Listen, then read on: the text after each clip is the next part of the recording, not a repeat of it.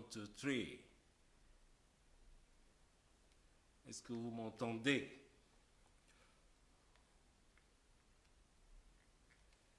Hey Berlin, what's up? Can you hear me?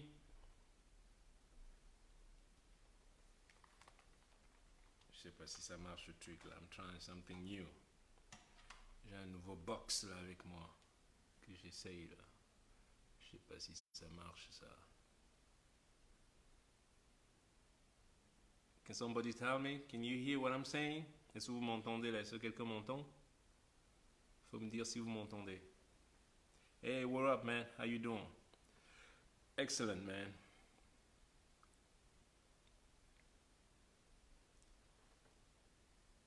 Quelqu'un peut me dire si on m'entend?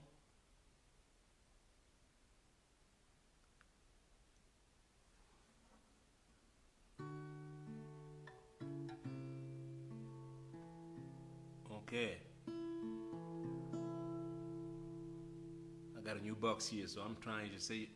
J'essaie une nouvelle boîte ici, là. That's good.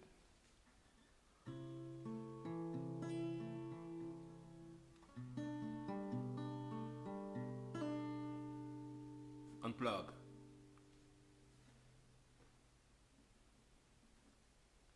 Hein, vous êtes déjà 1000 en 30 secondes, mais vous dormez jamais, vous, là.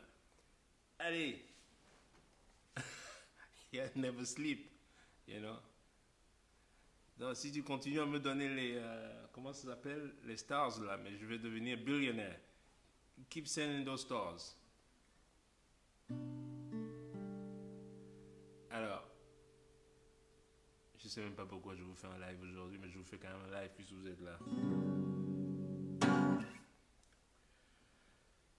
Je sais pas quoi jouer en plus aujourd'hui. Hey, look at that. Ow, ow, ow, ow, ow, ow, ow, ow. J'étais à l'hôpital aujourd'hui. Il fallait me voir là-bas à l'hôpital. J'avais au moins 150 masques, le plastique dessus. Parce que j'ai plus fait de check-up depuis conneries. Là. Je fais un check-up tous les 6 mois. Et avec la longue tournée qu'on avait avant, là, j'ai pas pu faire. Et puis le corona est arrivé, et bah, il n'était pas question que j'aille à l'hôpital hein, faire un check-up. Donc, et là, bah, aujourd'hui, bah, j'ai appelé, je suis allé faire un check-up général. Donc voilà. Donc, j'attends les résultats hein, pour vous dire. Peut-être qu'on va vous dire je suis atteint d'un truc là. Non, mais il fallait aussi que je prenne un. Comme je me suis fait mal au genou, là, je me suis blessé, là, j'ai 2 blessures profondes, là. Que je fasse un vaccin tétanos, parce que j'ai pas fait ça depuis longtemps, quoi. On sait jamais. Même si, bon, c'est guéri, là, on ne sait jamais ce qui pourrait être dedans et tout ça, donc, dans ça aussi. Et puis, ça, j'ai fait. Putain, ils m'ont pris au moins 6 trucs de sang, là. Des petits galons de trucs, là. J'aime pas les piqûres. Il faut me voir avec la piqûre. Donc voilà. Other than that, I'm doing good.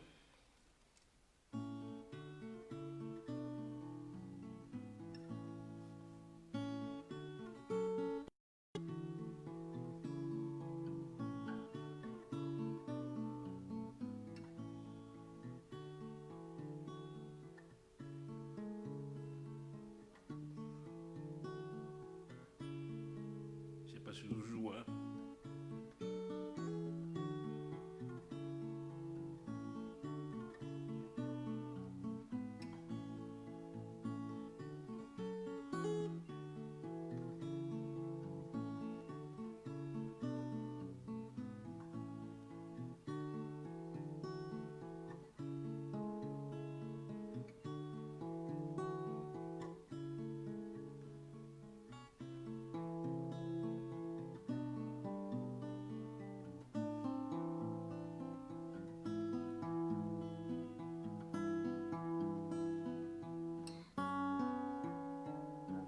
Non, non, non.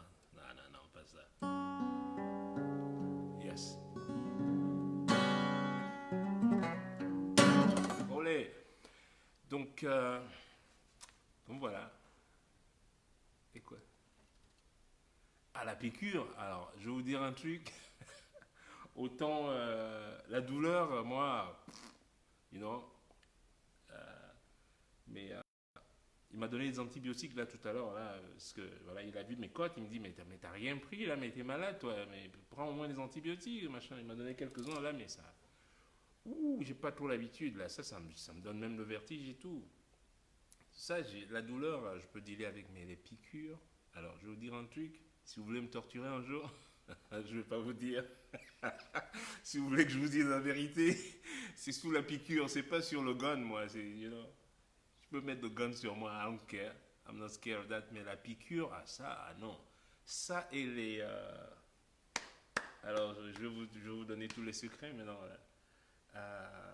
Vous voyez les germes de patate? Vous savez quand la patate commence à germer? Je vais pas voir ça.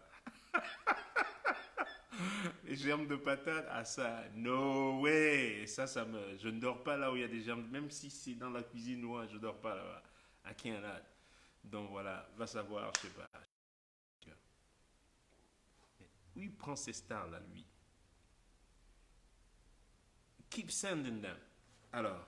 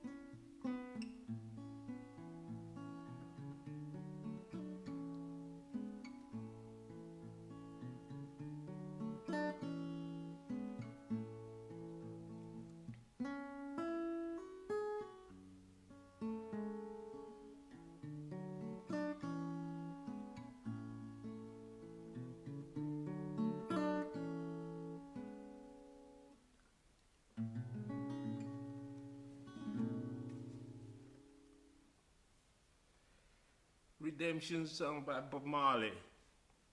Donc voilà. Alors revenons maintenant aux vraies histoires là.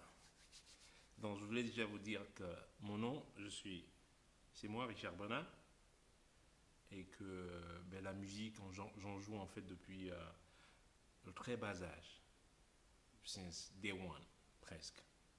Donc mon grand-père qui m'a fabriqué mon premier balafon un jour, voici comment ça se passe. Moi gamin, j'étais comme mon petit-fils là, mon jeune là. C'est la terreur. On l'appelle Jay la terreur. Il me met un souk comme pas possible. Mais à chaque fois, j'ai toujours comme la voix de ma mère qui me dit toujours maintenant c'est le payback time, c'est à ton tour maintenant. Donc c'est le payback, je sais pas comment dire ça en français. Euh, so, j'étais un enfant, un casse-pied, un vrai casse-pied. Je veux dire, j'étais calme, j'étais tout ce que vous voulez, mais j'étais un vrai casse-pied. Quand je me disais un soir, personne ne va dormir dans cette maison-ci, eh ben, personne ne va dormir. Je vais pleurer toute la nuit. Et donc, that's right. Et en plus, le pire, c'est que j'étais conscient en fait. Je dis, oh, ils dorment là. Ah là, ils sont debout là, ok. Qui c'est qui dort là encore? Ça, c'était moi, ça. Au point où, des fois, ma mère, quand ma mère voulait sortir, je lui disais, est-ce que je peux venir avec toi? Non, non, non, non. Juste, tu restes à la maison. Déjà, tu me voyais, tu savais, là, lui, il faut pas le sortir. Là.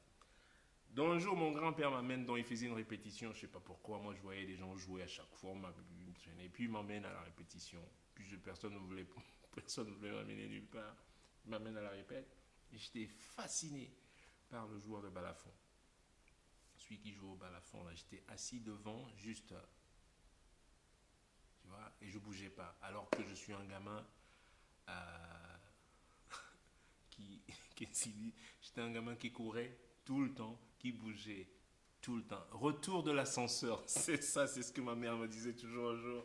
Ma mère, la première fois qu'elle a vu mon petit-fils là, elle a dit là, je suis content parce qu'enfin tu as le retour de l'ascenseur.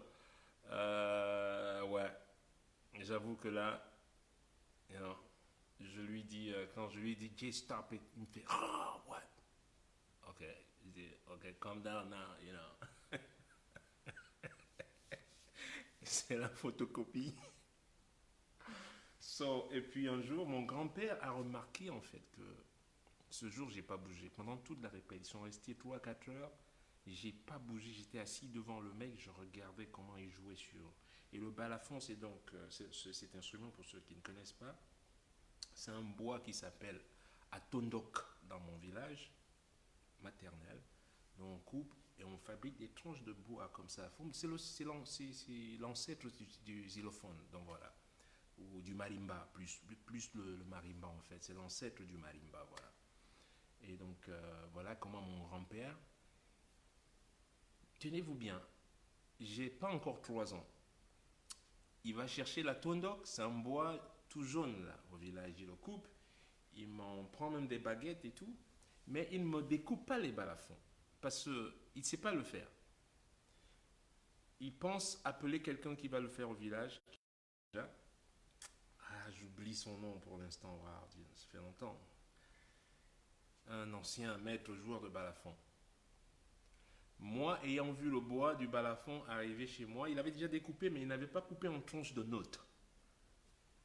J'ai pris la machette un jour, il est allé au champ. J'ai pris la machette, j'ai commencé à découper moi-même. J'ai fabriqué le balafon. Et tenez-vous tranquille. Et là, je vous dis pas de conneries. Parce qu'à force d'aller à l'église, en fait, pareil, j'observais donc tout ce que j'entendais. Et pareil, avoir observé le mec jouer, j'ai su que les notes partaient du côté gauche, les notes partaient, les notes graves étaient du côté gauche. Et que quand ça montait progressivement, les notes devenaient aiguës. Donc ça allait boum, boum, boum, boum, boum, boum, boum, boum, boum, boum, ainsi de suite. Voilà comment je commence à découper le balafon. Je me plante 3 fois parce que je ne savais, plus le bois est petit, plus la note est aiguë. Ok? En fait, plus le bois est volumineux, en fait, plus la note est aiguë. C'est tout le contraire, en fait, c'est très physique. Hein.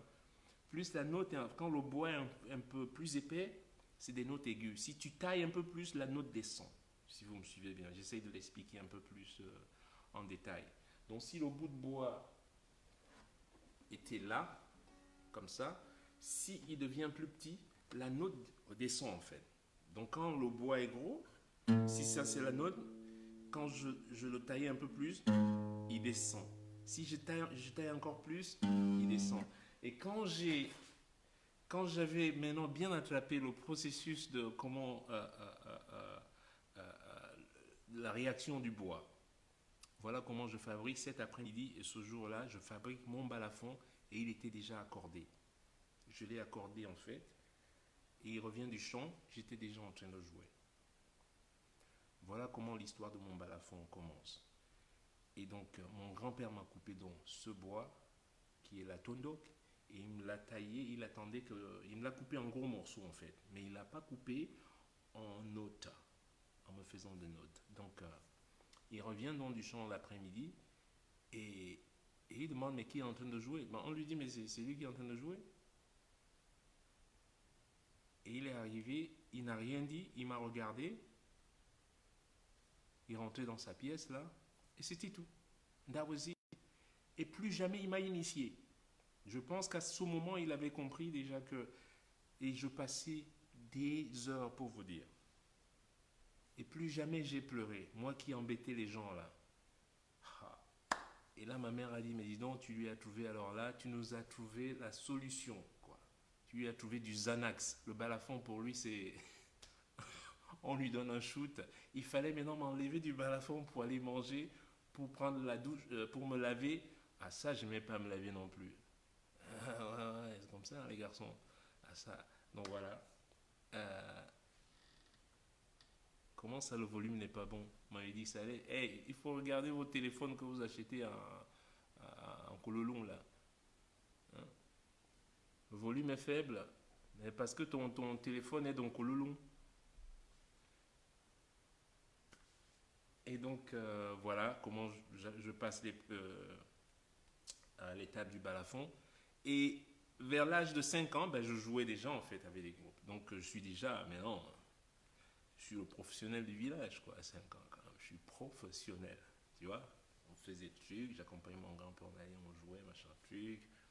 Et bon, on ne payait pas en tant que tel, mais bon, on joue, on revient avec un cajot pour un truc de poulet là, une chèvre là, machin, un truc. Voilà, c'est comme ça que ça se passait au village. Mais très souvent, c'était le troc en fait. Quand tu joues, on te paye avec, je sais pas moi, avec une chèvre, avec un truc. Mais une chèvre, c'est bon, tranquille là. You know? On prend un petit et sandia là, on appelle ça, voilà. On met trois poules ou trois coques là-dedans et voilà, t'es tranquille, t'as fait ton gig. Donc voilà. Et donc cette époque passe et après donc je vais en ville. Et là j'avais déjà fabriqué ma première guitare à l'âge de 7 ans. Je fabrique ma première guitare. Comment? Il y a un prêtre belge, je crois bien, qui s'arrête parce qu'il y a une église catholique dans mon village, comme dans tous les villages d'ailleurs. En Afrique, il y a toujours l'église catholique.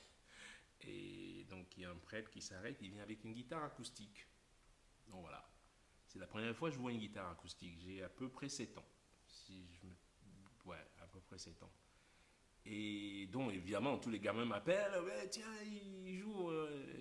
J'étais le musicien du village. Et tout. Donc, on me dit, tiens, nous, on a un musicien aussi. Allez, viens, viens, bon, viens, et tout. Et donc, je jouais pas de guitare. Donc, ce que je fais, j'ai l'écoute jouer. Il jouait les cantiques. Mon Dieu, plus près de toi. Ah, ok, let's go, let's go. Et il jouait son truc. En fait, moi, j'observais comment la guitare est construite. Je l'écoutais pas jouer, parce que tout ce qu'il jouait, je pouvais le jouer, je le savais. I knew what he was doing. Je savais ce qu'il était en train de faire. C'était du basique, hein. Mais moi, j'observais en fait le mécanisme de la guitare. J'avais déjà entendu parler de la guitare, mais j'ai jamais vu de guitare avant. Donc voilà, quoi. Et voilà, donc j'ai plus ou moins aperçu comment la guitare était faite. Et quand il est parti, ouais, il se baladait à vélo, il s'arrêtait dans des missions catholiques. Je sais pas si c'était du tourisme, je sais pas. Il y avait des gars en soutane là, il fait chaud, avec des babouches allemandes là, on sait pas. Et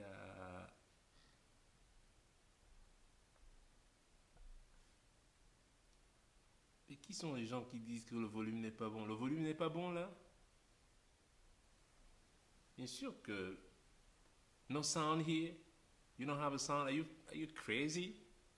How come other people don't complain?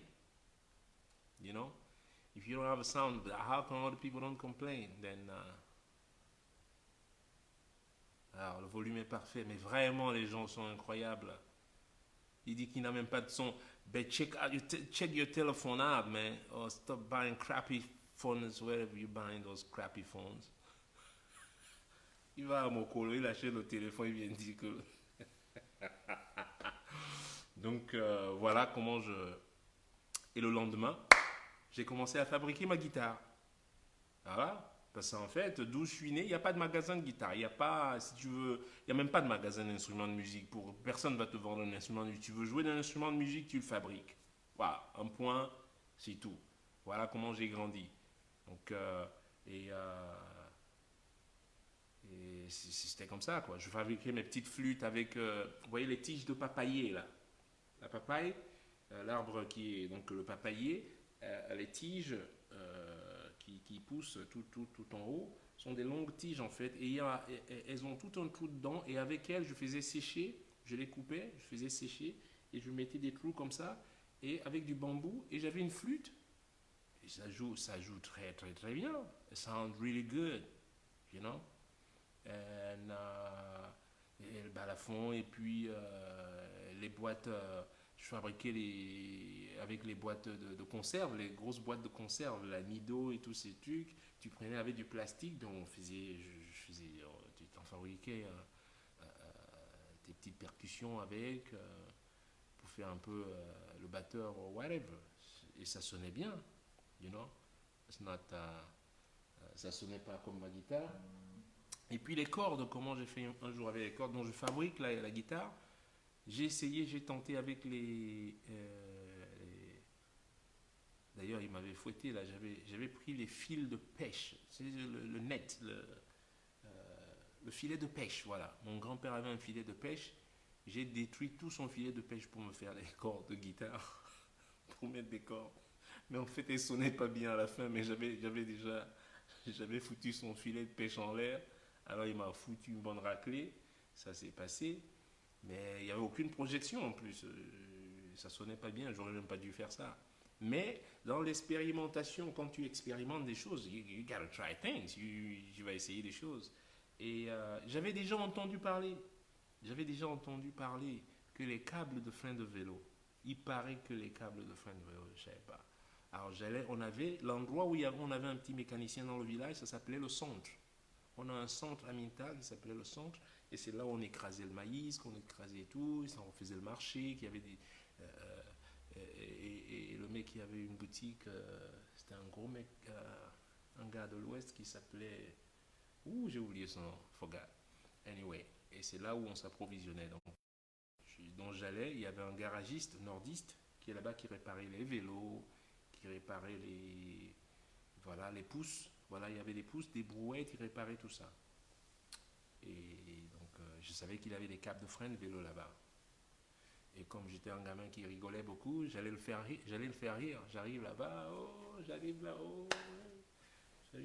Comme je parlais un peu foufoulé aussi, j'arrive, ah, ce câble-là, je fais ce truc-là, machin, il rigolait. Et dès qu'il, je lui soutirais un câble, et deux câbles.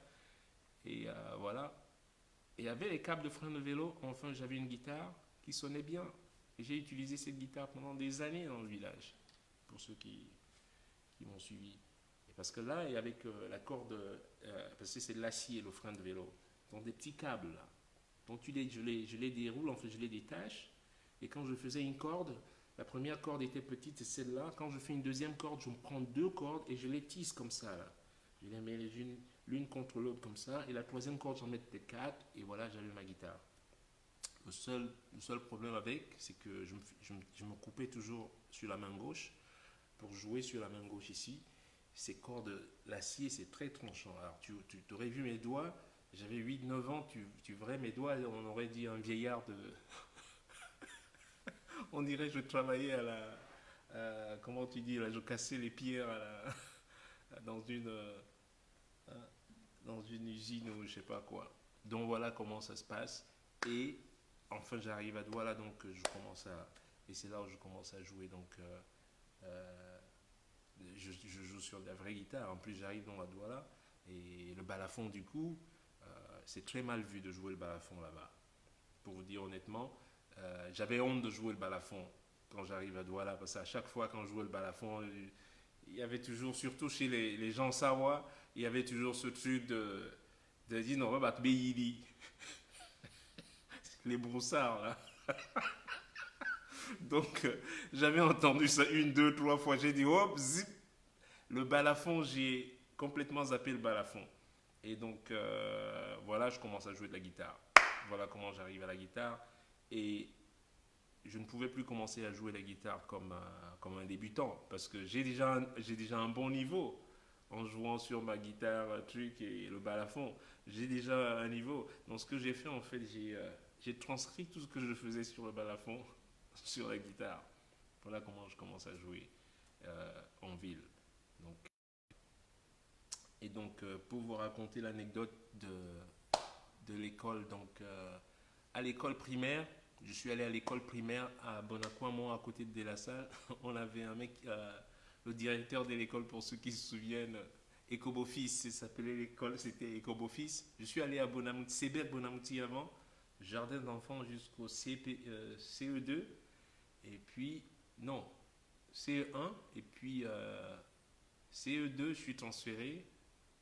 il y a une école Ecoboffice qui s'ouvre. Le monsieur était atteint de... comment on appelait ça? Leprosis. C'était un lépreux, il était atteint de cette maladie. Et, mais un mec sévère, hyper sévère. Machin, j'arrive là-bas. Mais là, au CE2, je commence à bien jouer de la guitare. Je commence à bien jouer de la guitare. Pour ceux qui se souviennent, à Bonac-Moment, j'habitais derrière le collège de la Salle. Donc je commence à jouer au quartier comme tout gamin et tout. Donc je commence à bien jouer. Et, et le mec, et donc je commence à l'école. Pourtant j'étais bien, j'étais bon à l'école. Hein, j'étais vraiment, j'étais très bon à l'école. Et, quand j'ai commencé vraiment quand ma tête a commencé à shifter vers la musique encore, alors vers la guitare surtout. Parce que le balafon est oublié, la guitare est devenue le main focus. Et, là, l'école, je récitais plus les trucs et tout. Et puis j'ai été toujours plus ou moins avec... il me tapait tout le temps, lui, là, le guébard, là, tout le temps. Il faut réciter ce résumé. Oh, réciter ce résumé. Mais là, I'm like, I don't want to do it. Je ne sais même pas comment commencer à réciter un résumé. You know, et ça, l'histoire, là, que la racine carrée est montée, que c'est descendu. What the man? You know, un jour, il est arrivé, il dit comment on nous apprend sur le pont d'Avignon. Et moi, je lui dis pourquoi on chante pas sur le pont du Vouri? Vous chantez les Avignons, là. On m'a appris. You know? Moi, je me disais, on chante le pont d'Avignon, mais quand est-ce que je vais aller? Je sais même pas où se trouve Avignon. What the fuck? Il termine là-bas, le pont d'Avignon. Hein? Fuck l'Avignon, man. Chantons le pont du Voulé. Moi, j'aime le pont du Voulé. J'y vais souvent là-bas avec mon père. What the fuck? Donc, et, oui, il était beau le pont du Vouri. Mon père avait une Vespa. Alors, pour vous dire, mon père avait une Vespa. Ma grande soeur et ma petite soeur, ils nous mettaient dessus et on allait faire un tour. Ah, c'était génial. Pour moi, c'était on allait et puis il s'arrêtait à Zépol, il nous achetait chacun une pomme. Et là j'étais, moi j'étais aux anges, moi. You know? And that was it. C'est des moments inoubliables. Hein? It was just, man, l'air frais du Vouri. On allait jusqu'à l'autre, qu'à Bonassama, je crois, et on faisait un demi-tour et on revenait à la maison. Et voilà, l'après-midi était et puis, donc, je fais cette époque dont Guébard, voilà aussi, c'était son surnom à l'école, c'était Guébard. Le monsieur qui était lépreux et directeur de notre école, fondateur même, directeur fondateur de l'école, Ecoboffice. Il m'en mettait des cils, mais roustes là. Alors un jour, il habitait vers Songwangodi, vers le cimetière d'Ongodi, là, il habitait. Un jour, on nous demande d'aller jouer pour le baptême. On m'engage pour aller jouer pour un baptême. You know, entre amis, là, comme ça, on y va pour un baptême. Et and we get there. J'arrive, mais on est chez qui? Mais le baptême a lieu chez, chez Guébard. Merde, je dis donc ça, c'est ici où il habite alors. Je crois que c'était une de ses nièces, c'était pas sa fille, mais c'était une nièce ou une, je sais pas, une petite fille qui... Et Guéba voit que je suis dans l'orchestre. Ah, nous voilà maintenant une différente position maintenant. Ah là là là là. Et là, pour vous dire que du coup, la musique m'a toujours aidé. La musique m'a toujours aidé parce que m'a toujours plus ou moins poussé à m'imposer d'un seul coup. Donc du coup, j'ai tapé ma grève là-bas. Ah, Guy a dit, mais qu'est-ce qui se passe les enfants, vous jouez pas? Ah non, non, non, je lui ai dit non. Oui, envoyez les stars là pour Guéba. J'ai dit non, là on joue pas, il faut que toi et moi on parle. Il dit on va parler de quoi? J'ai dit non, non, non, non, non. Ce qui se passe là à l'école, il faut que ça change. On peut plus me, tu peux plus me taper comme ça, tu arrives. Et il mettait deux lunettes. Hein. Guéba arrive, met une paire de lunettes ici, une autre paire de lunettes ici. Là. Je ne sais pas pourquoi. Hein. Et là, je lui ai dit, là, Guéba, là, il faut que toi et moi, on règle cette histoire. Tu ne peux plus me taper comme ça à l'école. Non. Si c'est comme ça, même je ne joue pas dans ça. Un MOBA. Ouais, non, non, non, non. Sinon, comment menacer, Tu ne peux pas continuer à me menacer. Sinon, comment menacer? Bon, on dit pas la tout mettre, il y a pas de ça, on dit bien, il y a soit consensus, il y a un arrangement. Il y a un arrangement. Voilà, c'est comme ça. Tu vois? Tu sais maintenant que je suis I'm valuable, j'ai une valeur maintenant. Tu sais que, voilà comment Guéba a arrêté de me menacer. Je ne récitais plus rien du tout. Je ne faisais plus rien. Il faisait comme s'il allait me punir après, parce qu'il te punissait aussi au bureau. Là. Oh, les gars disent, man, Bona va être puni chez Guéba spécialement, mais il ne me punissait pas. Là, maintenant au bureau, je m'asseyais au bureau. Je suis tranquille. Donc voilà, je passe mon CPE, donc avec mention, super. Hein. Je vais à Intègre en classe de 6e. Voilà. Donc ceux qui disent que j'étais en première année à Bénédicte, non, j'étais à Intègre. Ça, c'était un collège qui était en allant vers Douala-Bar, je crois.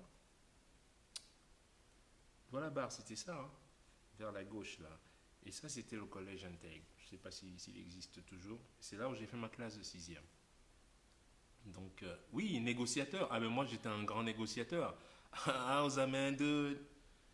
Donc, et mon père qui était fasciné, je ne sais pas pourquoi il était fasciné, mon père était tellement fasciné par un monsieur qui était l'aide comptable ou qui était le comptable de leur société. Mon père était chauffeur de grumier, donc voilà, et il travaillait chez Transport Blatt, mon chauffeur là-bas. Et je ne sais pas pourquoi il était fasciné par la comptabilité. Il a soudain voulu que je devienne comptable.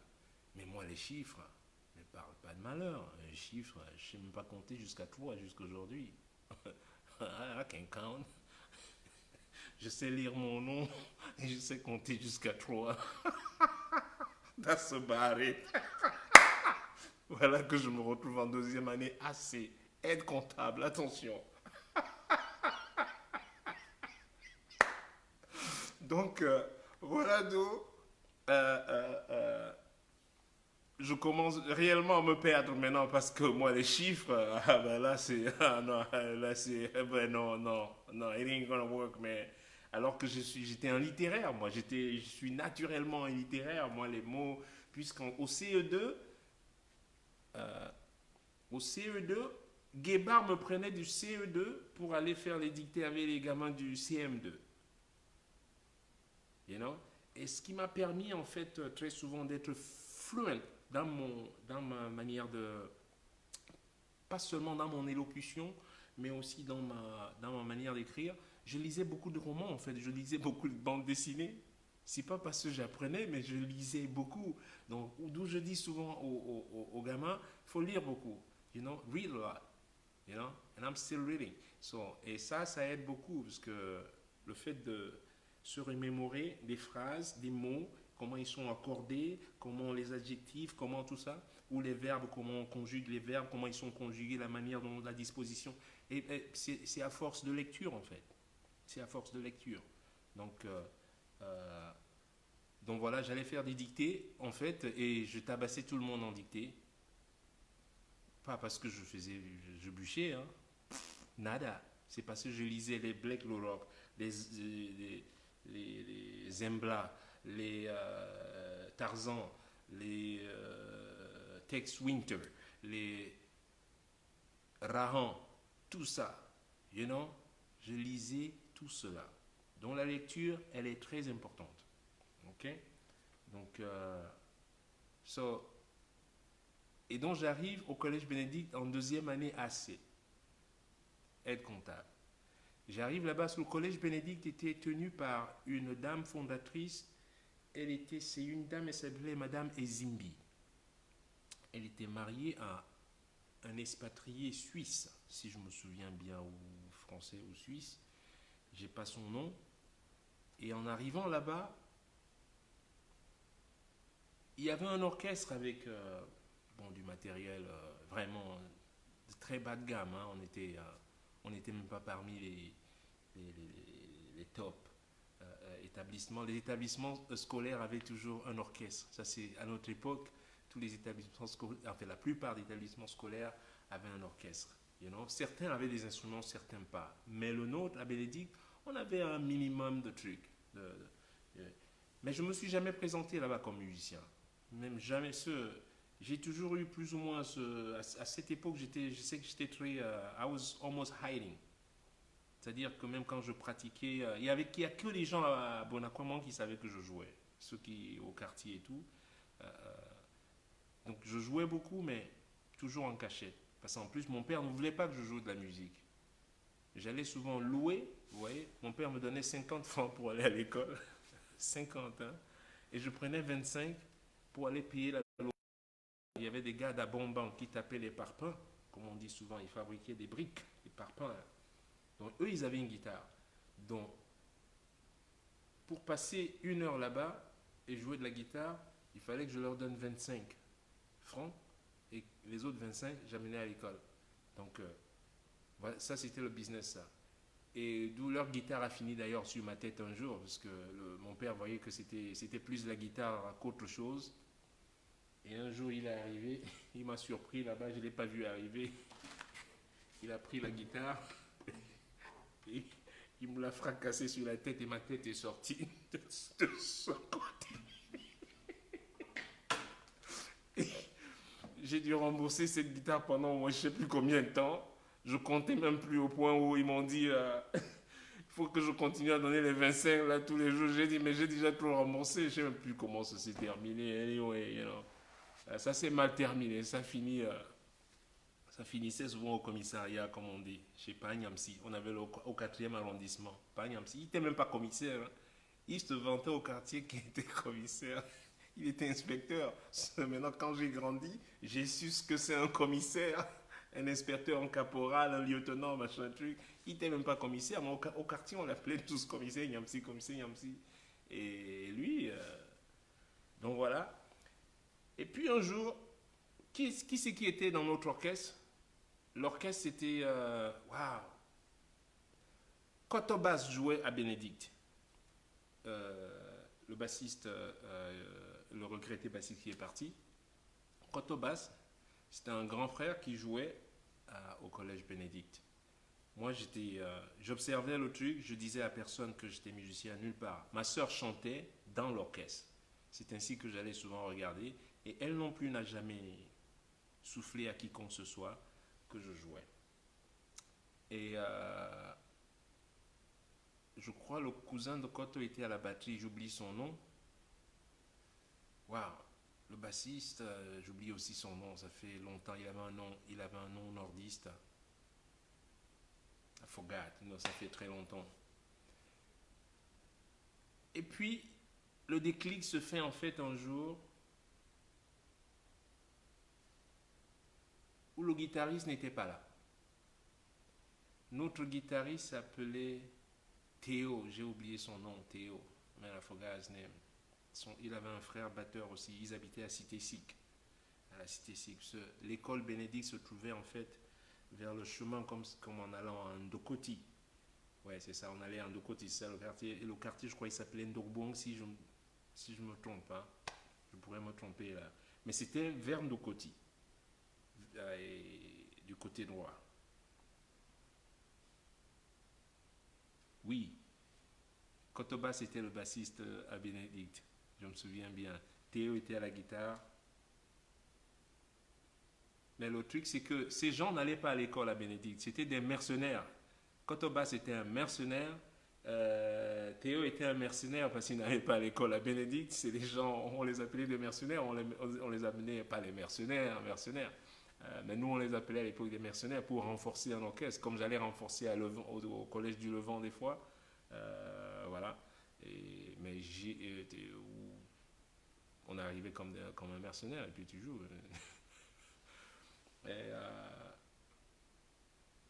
Et ce jour, le guitariste n'est pas venu. Et ma soeur, je ne sais pas ce qui a dit, je crois que c'est ma soeur qui a dit, parce que moi, je n'aurais pas. Ma soeur est venue me dire, mais tiens, le guitariste n'est pas là, viens nous aider. Elle chantait bien, ma grande soeur. C'est dommage, elle a arrêté. Elle n'a pas arrêté. Mon père, quoi, la musique en plus, vous êtes deux là maintenant, c'est quoi ça hein? Faut contaminer les gens, c'est quoi ce bordel-là hein? Bito, moi, musique. C'est quoi depuis quand est-ce que les femmes jouent de la musique? Donc, anyway, donc le guitariste n'est pas là, et ben je vais jouer. Et donc je joue. Il y avait Koto OG. Voilà, on l'appelait à l'époque Koto OG. Ça, c'était son nom. Et voilà, je prends la guitare et je me mets à jouer. Et qui est là? Madame Ezimbi qui est là. En plus, j'avais ma tenue parce que les mercenaires n'ont pas de tenue. Et là, j'ai ma tenue scolaire parce qu'on m'a pris dans la cour d'école. Et elle me voit en train de jouer. Et le fait, je pense que le fait, c'était une femme très éveillée. Parce que bon, elle a vécu aussi en Suisse. Je sais pas où elle a vécu. Je pense qu'elle venait de Suisse ou de France et tout. Très brillante. Moi, elle a remarqué,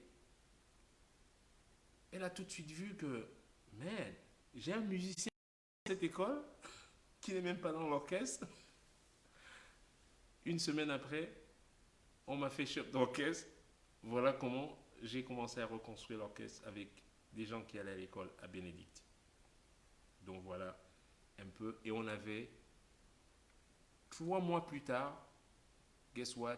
On a un matériel quinquant tout neuf.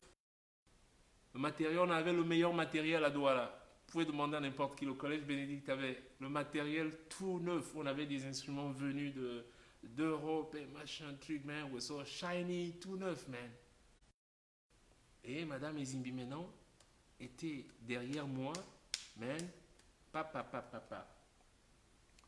Donc on a un orchestre, hein, marche très, très bien, on est dans tous les... On représente, en plus elle avait compris que le fait de la représentation, parce que elle avait déjà compris le fait de la représentation, oh le collège c'est l'orchestre du collège Bénédicte, oh c'est l'orchestre du collège Bénédicte, que ça attire aussi les autres gamins à venir s'inscrire au collège aussi. Vous voyez un peu.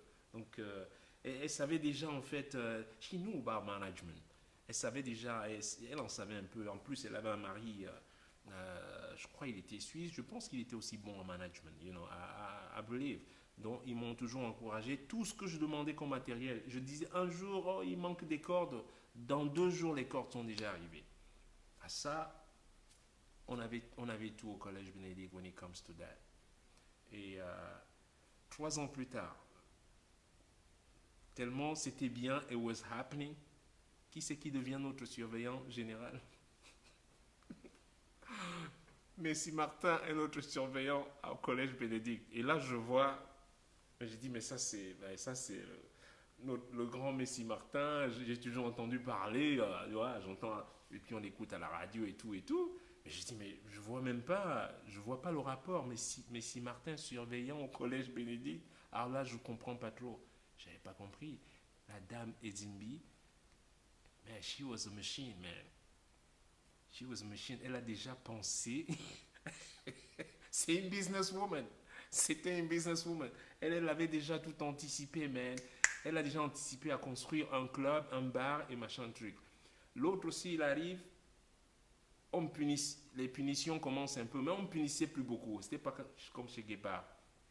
Donc, quand quelqu'un, un professeur, voulait me menacer là, menacer là et tout, hey. J'allais voir. Tu vois, elle ne voulait pas faire savoir au prof qu'elle était en bon contact avec moi, la directrice, la fondatrice de l'école. Alors que elle et moi, on est poteaux, quoi. Dès que quelqu'un veut me menacer, il y avait un professeur là, man, pen, merde. Oh, le gars Bami là, il m'a énervé. Il y avait lui là, monsieur Pen, professeur de mathématiques. Nous voilà encore dans les chiffres. Merde, le gars là m'a terrorisé. Pen, je sais que tes enfants sont là, je vais les trouver. Merde. Hein? Retour, hein? L'ascenseur, hein? Le retour de l'ascenseur. Hein? Voilà Pen qui me menaçait à chaque fois là. Mais il s'étonnait toujours que voilà, je suis pas puni, je suis pas. Il comprenait pas, il savait pas que j'étais déjà haut placé quoi. Et mais si Martin vient, alors il arrive à l'école, il arrive comme artiste déjà un peu, un peu déjà sur ses talons, voilà, machin discipline et machin truc. En tant que surveillant, il parle même pas de musique. Donc il commence à faire un peu son. Ah, j'ai dit bon, peut-être que on va jamais. On se parlait pas. Il commence à vouloir punir la machin. Et puis un jour, il va m'auditionner pour jouer, pour jouer au bar. Le bar était juste à côté du cinéma Concorde, pas en face. Le cinéma Concorde était là et à la gauche, il y avait un bar, j'ai oublié le nom, et c'est Madame Ezimbi qui l'a ouvert. Et j'ai travaillé dedans, vous voyez. L'ironie du truc, je travaillais avec Messi Martin et on arrive à l'école et il veut me faire le hope high. Il veut me menacer, disant, je lui ai dit à mon mari, il faut que ça s'arrête. Je lui ai fait pareil avec Guéba, je lui ai dit, il faut que ça s'arrête tout de suite, quoi. Toi et moi, on est des collègues, tu vas pas venir ici à Bénédicte commencer à me faire le truc parce que tu devant les étudiants. Là, Et donc, du coup, il prétendait me punir des fois, alors qu'on allait dans le bureau, on tapait le commentaire. Donc voilà. Et donc, dans les concerts scolaires, je comprends que les gens puissent jouer à dire ah, moi j'étais son maître. J'ai aussi, le jour où je fais mon premier Olympia, 2005, je crois. Je fais mon premier Olympia 2005, juin 2005. Je fais mon premier Olympia. J'invite un chanteur connu, je ne vais pas le citer ici. Après le concert, les invités sont dans la backstage là. Après le concert, les invités sont là. Il est là-dedans, mais il est en train de taper le commentaire, mais c'est moi qui l'ai formé. Vous comprenez? Mais c'est moi qui l'ai formé. Donc je sors, les gens sont, mais il est en train de dire qu'il t'a formé, mais qu'est-ce que vous voulez que je dise? Vouloir faire chercher la polémique ou dire il m'a pas formé, mais non, c'est pas. Non, non, non. J'ai dit oui, il m'a formé. Et ça s'arrête là. Des fois, il faut savoir et passer et continuer. You know what I mean? And I do that all the times. Et je le fais souvent juste parce que. Mais ceux qui m'ont formé, non, c'est pas eux. Même mon grand-père ne m'a pas formé. Mais j'étais déjà formé, j'étais déjà. I didn't, you know, my mind, I know. J'étais pas fait pour être comptable ou être comptable ou je sais même pas quoi, ou expert comptable, whatever. I wasn't down for that. No way. Depuis gamin, j'ai été fait pour jouer la musique. Ça, no question about it. Et comme je vous dis souvent, quand un gamin est focalisé à quelque chose, où il a son attention complètement directed to something, just push him. Just push him to that. It will lead into something. Parce que tout ce qu'un être humain fait, s'il le fait s'il le fait avec amour et passion, that's cool, that's good. Parce que tout ce qui est fait. Vous savez, un jour, quelqu'un a demandé à George Bush, le fils de George Bush, et comme il avait dit, il dit, mais non, moi, la politique, ça n'a jamais été mon truc. J'ai fait, parce que mes parents, mes grands-parents, ils ont été forcés tous à faire de la politique, mon frère, tout le monde est rentré dans la politique, mais ça n'a jamais été mon. Non. On dit, mais qu'est-ce que tu aurais voulu faire? Il dit, bah, moi, j'ai toujours voulu jouer au baseball. Ouais. Donc, du coup, tu vas faire mauvais président, alors que si tu avais joué au baseball, tu aurais fait, même si tu es un joueur de baseball moyen, but you get a satisfaction. You know? You're happy. J'ai un ami qui est chef aujourd'hui. Ses parents ont toujours, vous savez comment un garçon qui aime la cuisine, c'est pas bien vu, c'était pas bien vu en Afrique, c'est jamais bien vu, alors que c'est sa passion. He just love to cook. You know? Il travaille aujourd'hui, il travaille où il est à Aladdin à Las Vegas. Vous vous rendez compte? Alors qu'on l'aurait poussé à, comme on est toujours poussé pour devenir, je sais pas moi qui, et il sera assis dans un bureau et pas content. Et vous voulez un enfant content ou un enfant qui est torturé par son métier de ministre ou son métier, je sais pas quoi, docteur ou avocat. Vous ne serez jamais un bon avocat. No way. You know? Et donc ceux qui disent qu'ils m'auraient formé, non, tous ces gens, je rencontre déjà ces gens, je suis déjà musicien. Et ceux qui disent, ouais, il jouait même pas de musique quand il était à Bénédicte. Alors comment je faisais les concerts scolaires si je ne jouais pas? Qu'est-ce que je faisais aux concerts scolaires? Je dansais, you know. Et donc, hey, Zavan, tu viens que d'arriver là? Je fais un live là. Envoie-moi 3 millions de stars là, toi déjà pour commencer. Mais normal, ah ouais, il est chef d'orchestre à la CRTV, ben c'est normal.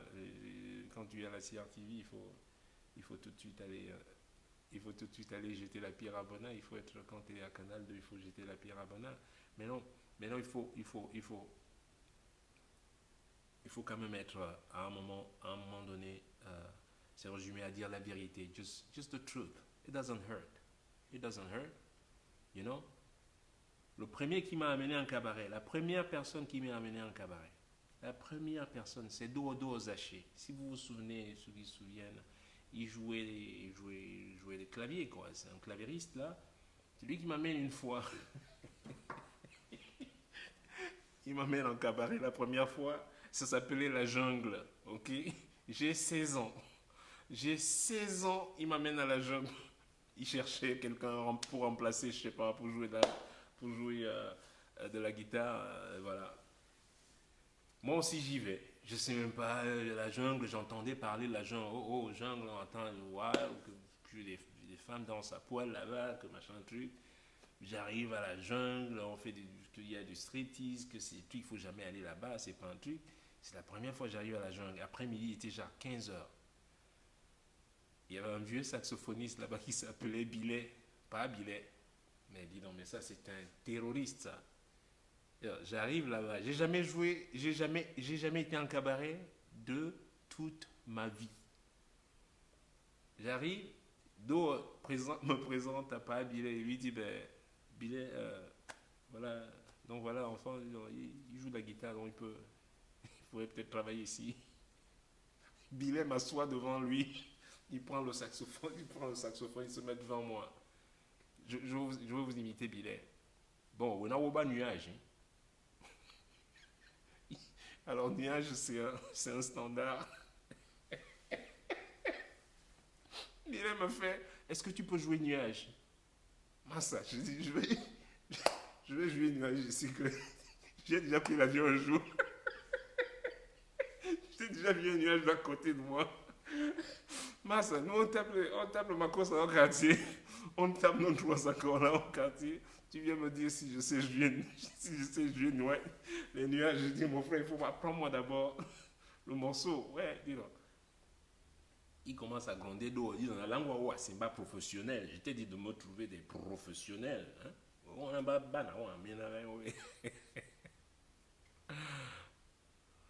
et, et donc finalement, j'ai trouvé qu'il était trop. He was hard. Il était très dur. Il voulait pas. Moi, j'ai dit à Dodo, on l'appelait Dodo. J'ai dit à Dodo, moi, le papa. Et non, en plus, j'aime pas trop ce genre de rapport. Parce qu'après, il m'apprend dans le morceau. Et il commence à dire à Dodo, oh, ouais, ouais, à capter, bam, il capte vite, il capte vite. Vraiment, il y a plein là au coin, il y a plein, ça va être dur avec moi. Hein. C'était déjà là, mais je dis, mais non, yo, ça va pas être dur avec toi parce que je vais pas travailler avec toi, mais ça va s'arrêter à la répétition.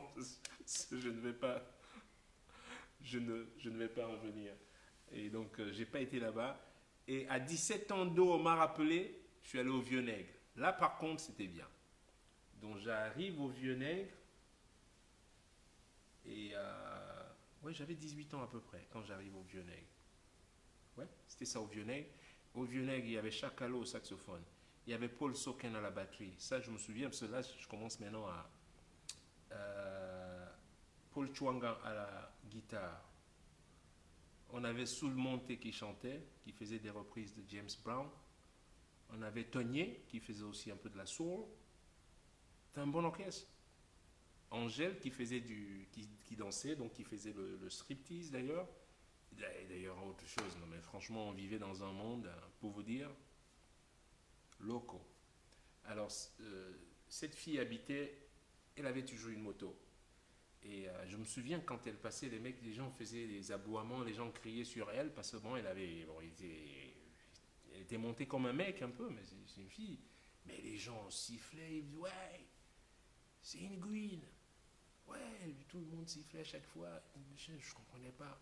Et on m'engage dans ce cabaret en fait de travailler au Lyonnais.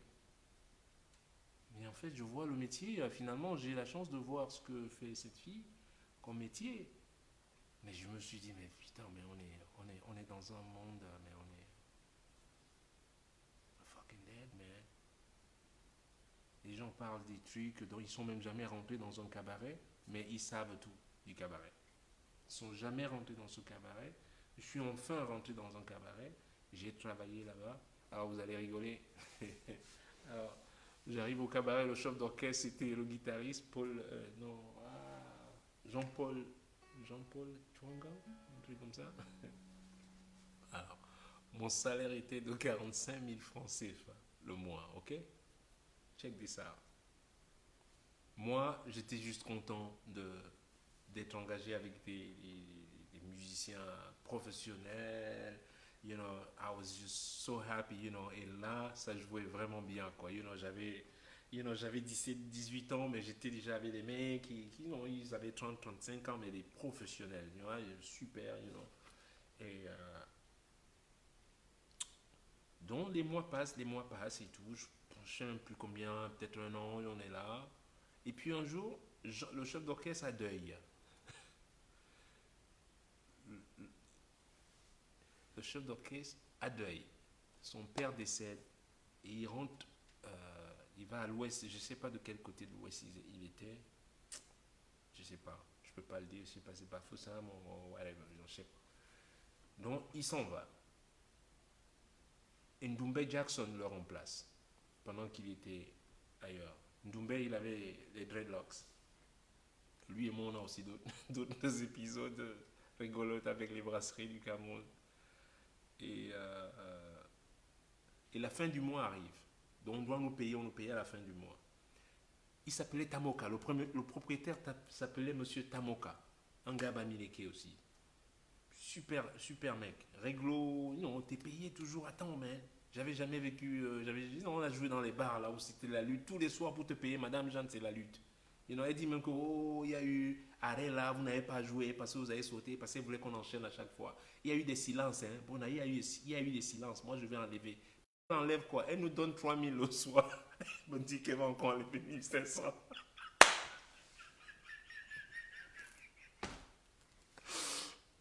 You know? So, j'ai dit, Madame Jeannet, on va finir ici un jour que c'est nous-mêmes, on te doit de l'argent. Tu finis le conseil, il faut que toi tu payes la propriétaire du bar. Mais elle était folle, elle, Madame Jeanne, je te jure. Et Jean-Paul part, la fin du mois arrive. Tamoka, le propriétaire le patron du cabaret, vient vers moi et me donne mon enveloppe. Donc il donne l'enveloppe à tout le monde et il me donne mon enveloppe. Moi, je sais que j'ai 45 000 dans l'enveloppe. Donc, je check même pas tellement je lui fais confiance. Mais il y avait un circuit à côté du cinéma Le Vourier parce que le vieux nègre était pas loin. Tu sais, quand tu as aussi l'argent comme ça, à la fin du mois, tu viens d'avoir l'argent, ben tu vas dans un circuit acheter un bon poulet, un petit truc et tout. Et je regarde dans mon enveloppe, il y a 90 000. Et là, je me dis, non, ça doit être l'argent de quelqu'un d'autre, il s'est trompé. Je file, j'ai laissé ma bouffe au restaurant, je file au cabaret, je vais voir Monsieur Tamoka et, et je vais lui dire, mais patron, euh, si tu m'as donné, qu'est-ce que tu me donnes là? C'est peut-être pour quelqu'un d'autre, c'est pas à moi ça. Et il regarde dedans, il me dit, mais non, hein, Bona, il regarde sa fiche, Bona, c'est 90 000, hein, ça a été toujours ça. Hein. Ah, ok. J'ai dit, ok, t'en fais pas, patron. Garde ça comme ça. Don't move. Ah, donc je me dis depuis donc que je bosse ici. Hmm. Donc le chef d'orchestre me fait ok, pas de problème. C'est un coup. Il revient du deuil. Il vient, il fait une réunion. Et comment ça? Comme on n'avait pas de téléphone à l'époque, il n'y a pas de cellulaire à l'époque et tout ça, il n'y a pas de texte. Non, mais je lui avais dit de ne pas vous payer encore, il s'est complètement trompé. Je dis, ah. Je l'ai appelé de côté là, j'ai dit, chef, le boss ne s'est pas trompé, il n'est pas là aujourd'hui, mais je vais te dire un truc. Ce qui s'est passé avant, c'est passé. Let's take it from now. Gardons ça comme c'est. Just keep it the way it is, as simple. Je ne veux plus que ça ne va pas changer, ça va rester comme ça. That's it. Si ça continue, eh bien moi, et je savais encore une fois, je savais que j'étais valuable, qu'ils avaient besoin de moi, qu'il n'était pas question que je parte. Et voilà comment j'ai aussi réglé cette situation au, comment tu dis, dans ce cabaret-là. Et donc, et ma formation s'est faite en général, en fait, à la répétition, en fait. Je joue tout le temps. Ok, que vous sachiez. Je joue tout le temps.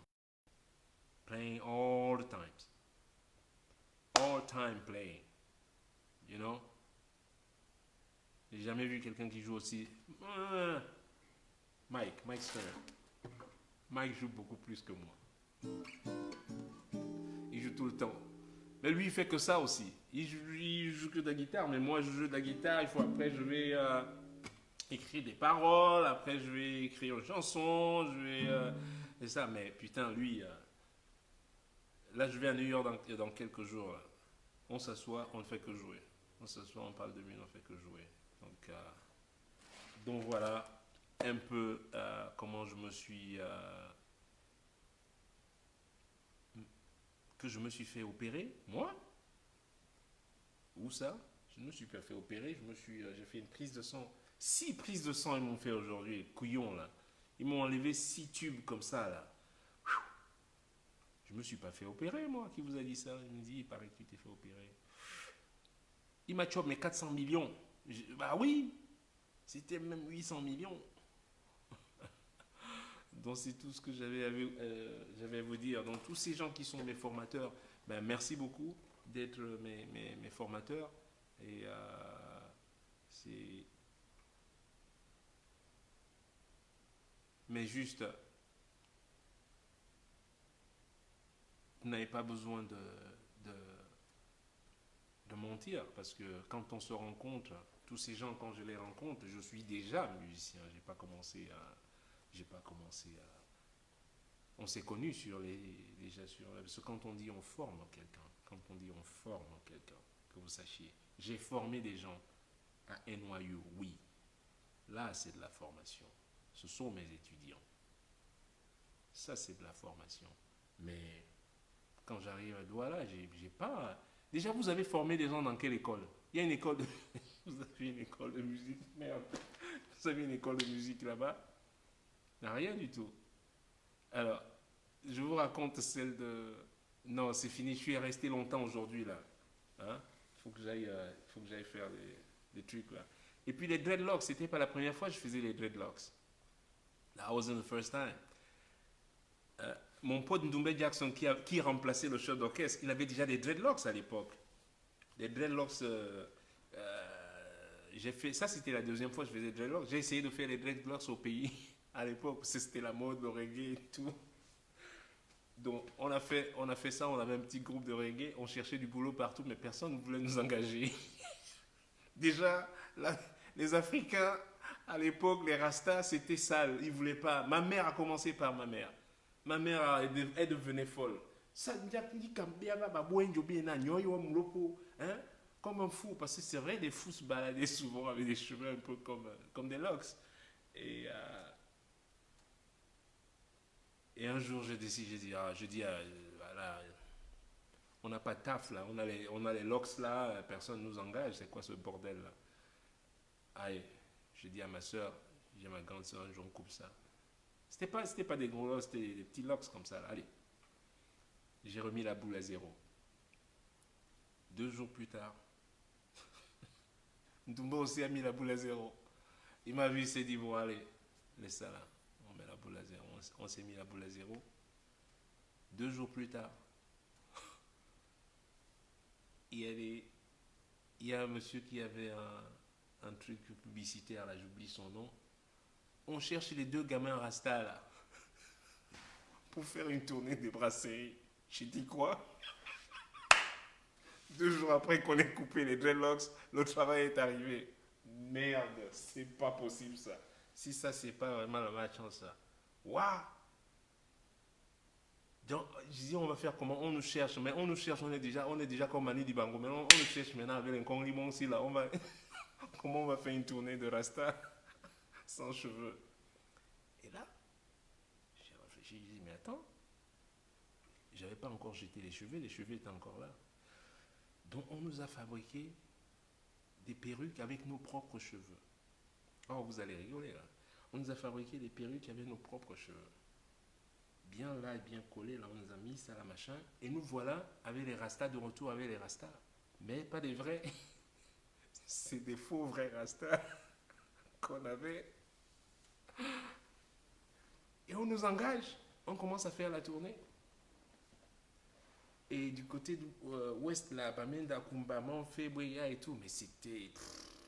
Les Rastaman, on croyait on venait. Pour eux, pour les anglophones, on venait de Jamaïque. Oui, comme au Jamaïcain. Alors, on joue partout, c'est le succès total, quoi. You know?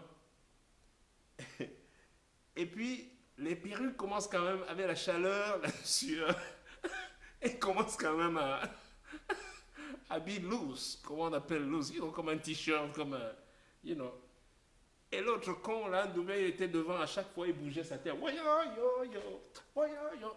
Je voyais ça, je lui disais quand même, mais take it easy, mais je pense que, je pense que tu bouges un peu trop, là.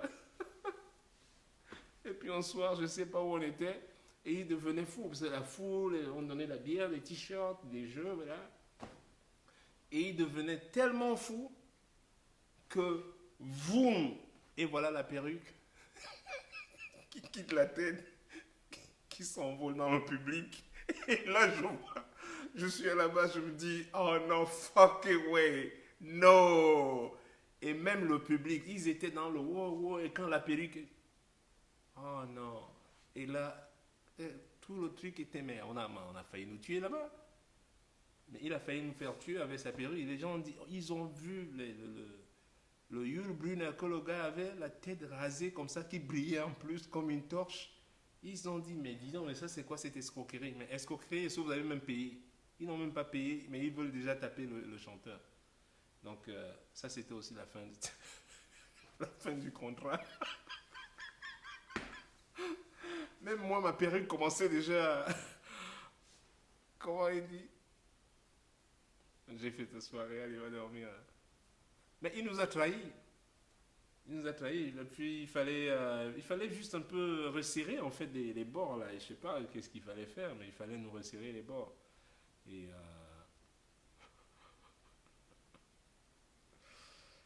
donc voilà comment la tournée s'est terminée aussi celle-là.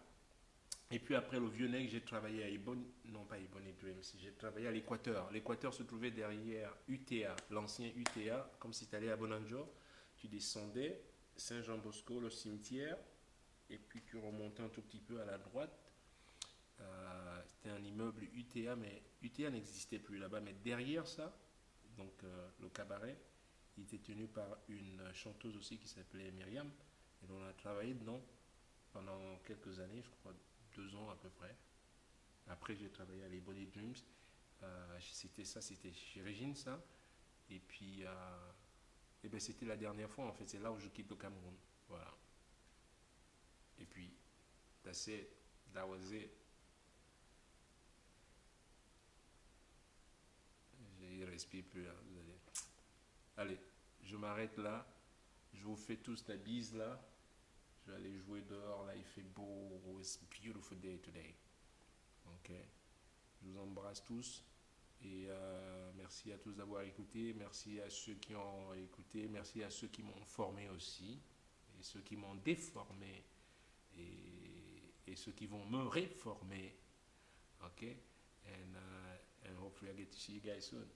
Ok.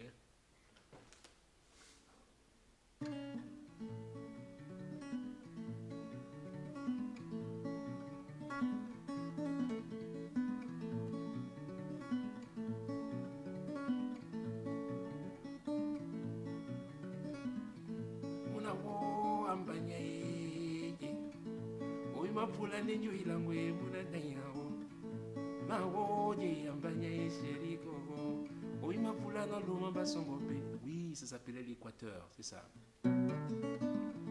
mawoje ambanya mapo oi mapula nenyo ilangwe esheriko ambanya pi ambanya nawo oi mapula no luma basongo pe nya mana peti papai yo se sonando peti papai yo se sonando así que sonando cosa na maya se dadera fi e kokolo e to kokolo koko ma oye ambanya oi mapula ndeju ilangwe muna nena wo mapula no lumamba songo penya penya mama. Mawoje ambanye. Oi mapula ninyu ilangwe muna nena wo. Ambanya wimune ambanye ire twabo. Oi mapula no lumamba songo penya penya. Songo penya penya mama.